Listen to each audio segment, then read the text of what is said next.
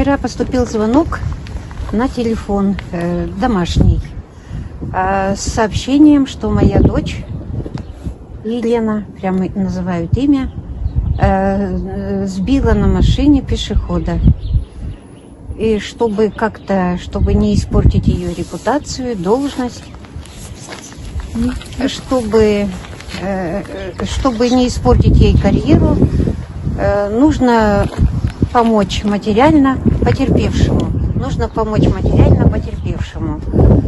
Ну, естественно, что связано с дочерью, с ребенком, сразу эмоции перехлестнули меня. Я взяла деньги, в общем-то, и пошла. По сотовому телефону они меня вели до первого магазина, в котором банкомат рядом находится. Но, к счастью, банкомат не работал. А когда я вышла с магазина, я поняла, что это мошенники. Я начала им задавать вопросы, на что получала грубые ответы. Не задавайте вопросов лишних по телефону. Я не хочу терять погоны, подставлять своего начальника и так далее. Вот. Пыталась дорогой 2 раза отключиться и набрать номер телефона дочери. Телефон был заблокирован, я не могла позвонить.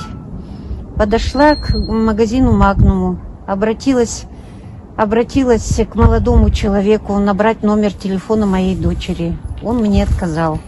Сказал, не могу. Зашла внутрь в магазин. Значит, тоже паренек выходит из магазина. Я его попросила, он тоже отказал мне. Подошла к кассиру, попросила ручку, чтобы написать ей номер телефона, чтобы она позвонила. Но она тоже сказала, нет, у меня не могу. Сотрудник полиции, спасибо, конечно, ему. Он сразу обратил на меня внимание, что я с телефоном туда-сюда хожу, а мне диктуют молодому человеку. Ну, я прикинулась, что я не умею пользоваться терминалом, и поэтому он мной командовал, чтобы я молодому человеку какому-то дала, чтобы он перегнал на сотовый телефон деньги.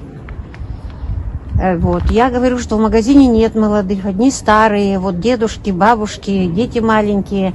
Тяну время, думаю, ну кому бы, чтобы кто-то позвонил дочери. Ну вот таких людей не нашлось. Очень жалко, что кругом царит нас равнодушие.